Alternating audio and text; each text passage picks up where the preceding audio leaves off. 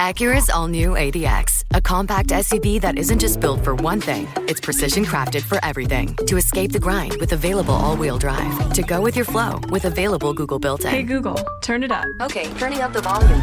And crafted to be heard with an available Bang & Olufsen premium sound system. The all-new Acura ADX, crafted to match your energy. Acura, precision crafted performance. Take your vibes and go, go, go, go. Google is a trademark of Google LLC.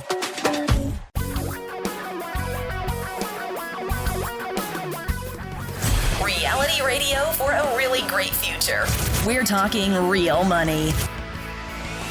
Hello and welcome to this week's Talking Real Money Quick. I'm Don McDonald. This is the short version of Talking Real Money, where we take all of those calls, well, some of those calls, that come in when we're not doing the show on Saturdays. Because the longer podcasts are from the show we do Saturdays on KOMO News in Seattle at noon Pacific, 3 p.m. Eastern. But you can still call our number, 855-935-TALK, 855-935-8255, anytime. And I'll answer your questions during Talking Real Money Quick. This week on Talking Real Money Quick, the features that will be featured are features about the basics of investing. This week we have the first 5 of the 10 keys to being a successful investor. And then next week we'll have the final 5 along with your questions. And again, you can call us at 855-935-TALK, 855-935-8255. And let's get to a call. Yes, Paul Merriman has a little program where he talks about investing $3,000 for an infant child and putting that in just a regular brokerage account. And as the child starts earning income, put in the child's name as a Roth IRA. I was wondering if there was any advantages to doing that, or currently my wife doesn't have a Roth IRA. I was thinking about for this year doing that in a Roth IRA for her and just leaving that account separate. And then next year making a separate IRA Roth in a different brokerage account and using that going forward for her for future investments, but leaving this one alone and hopefully never touching it, but then we would still have access to it, obviously, if we needed it in retirement. But, you know, ideally it would be strictly for the child's benefit, but I was wondering if there was any advantages or disadvantages. Just seems like a better way to me than trying to do the brokerage and transferring it in as a child starts working, because if the child's name is the beneficiary on the Roth IRA, I would think that would be a better way to go about it, but I was just wanting to get your opinion on it. Well, you mentioned that your wife doesn't have a Roth IRA, and while I think it's wonderful to save for kids, and grandkids and the like, I think your first responsibility as a couple is to yourselves, because nobody is going to do what needs to be done for your retirement now. A child has a lot of time to build the money needed. Yeah, I think you should fund your IRA. As you say, your wife doesn't have one, fund hers, and then leave them to that child if need be. Make them the beneficiary of the IRA, but the money should be there for you first. Only once you have maxed out the retirement accounts for you and your spouse should you even consider saving for a child. And then I do think once a kid has earned income, the Roth makes a lot of sense. I don't know that it's necessary to put money away for them in a regular brokerage account early. You certainly could do that, or you could just keep it in your name and earmark it for that future Roth IRA for the child. Or, better yet, consider putting it into an education account, a 529 plan. And we like the Utah 529, my529.com, because it has some good funds and reasonable fees. Yeah, fund your wife's IRA and make the child the beneficiary. I think that's probably a great solution. Our number, 855-935-TALK, 855-935-8255. Leave your questions 24 hours a day, 7 days a week, and we'll answer them weekly right here on Talking Real Money Quick. Yes, there is such a thing as a free book.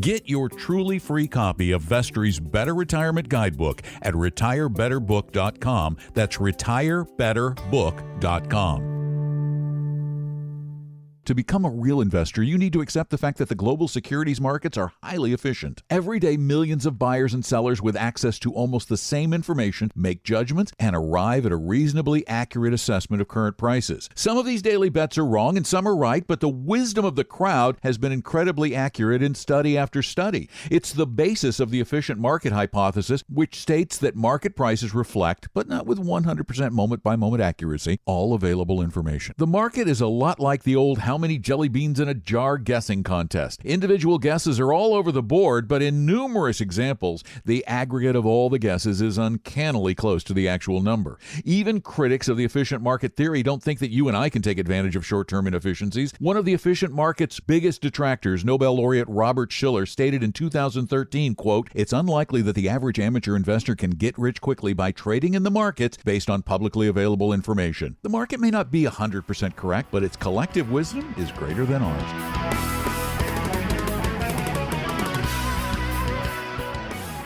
Talking Real Money is one of the few talk shows that takes calls 24 hours a day, 7 days a week. You can call us anytime at 855-935-TALK to get your financial, money-oriented, particularly investment-oriented question answered. 855-935-TALK, and it is time for another call. Hi, this is a question concerning retirement income. Already in retirement, a bond replacement. One would be the target retirement income. The other would be life strategy income. Or for someone who can take some volatility would be the managed payout fund. Just curious to know what you think about these products. I'm gathering you would need like an extra section there for a money market for solidarity. But instead of trying to currently combine several bond funds, considering the interest rate changes, I'm kind of leaning toward getting an all-in-one fund until some future time. Well, I'm really not a big fan of any of those three choices, and let me explain why. I don't believe Vanguard's strategy. While I love Vanguard for the quality of their index products and the low cost, I really don't believe in the strategies employed in those funds of funds that you mentioned. For example, the Life Strategy Income Fund has a very large portion of the portfolio in international bonds. We really haven't found any scientifically based advantage to having international bonds in a portfolio. International stocks, yes, because they really do add diversification, but international bonds add a little more uncertainty, and that's not what we want to put into a bond or an income-oriented portfolio. So I don't like the Life Strategy much. I don't like the Managed Payout Fund very much. It's got alternatives and all kinds of weird stuff in it.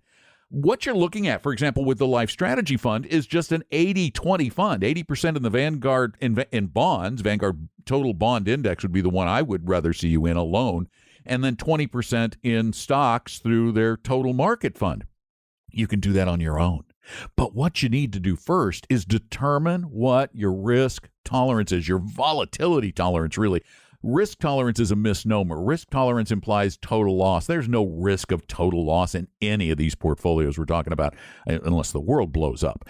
But you need to understand your tolerance for volatility. So go to Talking Real Money and take the risk quiz. It's right there on the front page.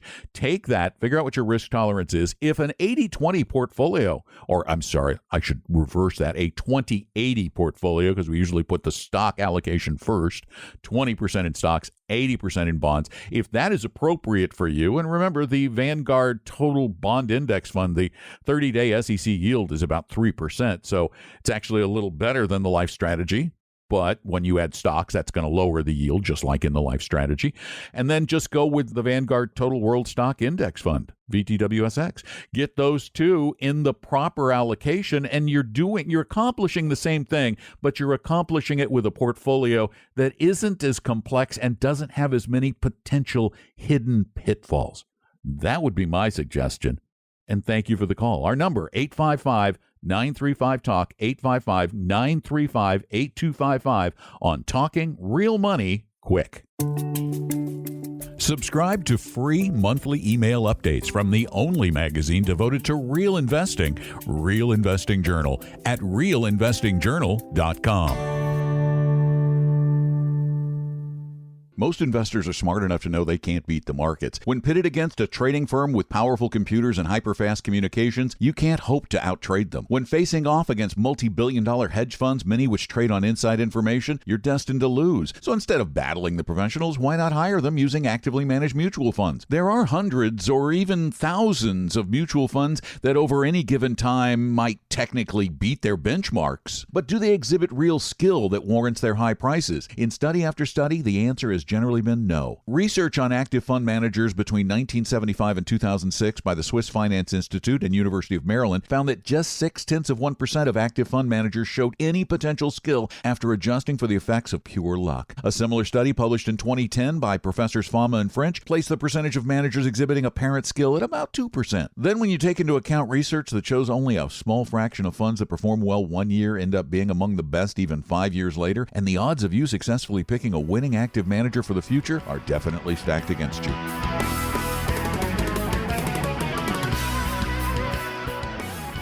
Every mutual fund prospectus and most investment advertising contains some version of the statement, quote, past performance is no guarantee of future results. There's a reason for this statement being so prevalent. First, it's absolutely true. Just because something has happened doesn't mean it ever will again. A very few people win big lottery prizes, but that doesn't mean you will. The disclaimer should read, past performance doesn't tell you a darn thing about how this investment will perform in the future. In fact, it's more likely that it will be exactly the opposite. What's hot today will likely cool down tomorrow. So quit investing based on previous returns. Please don't expect to ever read anything like this because it would kill sales of most hot investment products, but it's pretty darn accurate. Of the almost 2,600 U.S. stock funds that existed in 2000, just 20% outperformed their benchmarks between 2000 and 2010. Of these 540 winners, 63% failed to beat their benchmark through 2015. Even Morningstar, a firm that has based its success on reporting and rating mutual funds' past performance, has found that very few funds that have done well in the past continue to do so years into the future. If you're sick of your self-interested financial advisor and are looking for a 100% fiduciary low-fee investment advisor, call my firm Vestory at 800-386-3004 or visit us at vestory.com.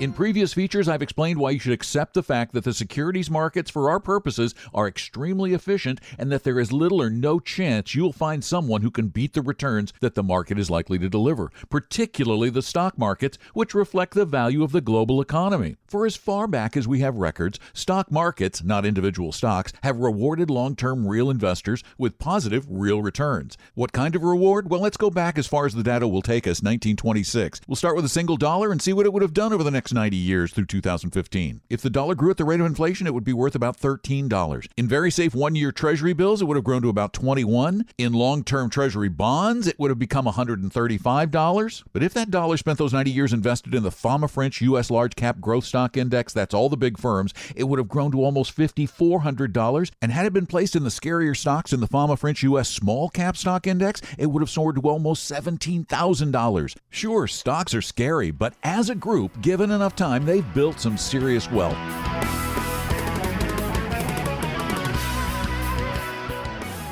Real investing is and must be based on science. As with most scientific endeavors, incredible amounts of tedious research is required to determine whether some attribute of a good investment can be validated or is merely anecdotal. Over 50 years of research on decades of data has led to what some call the dimensions of return. So far, after massive peer-reviewed research, financial scientists, many Nobel Prize winners, have identified just 4 well-established dimensions of return in the stock market. 1, the market. There is an equity premium. Because of their additional risk, stocks in aggregate have dramatically outperformed bonds. 2, company size. Small company stocks have outperformed large company stocks by wide margins. 3, relative price. Undervalued stocks known as value stocks have outperformed growth stocks 100% of the time over 20-year periods. Finally, profitability. Yes, it's true. Academics have found that highly profitable companies outperform less profitable firms. So, for those willing to add risk to their portfolios, overemphasizing these dimensions of return has been shown to improve portfolio performance.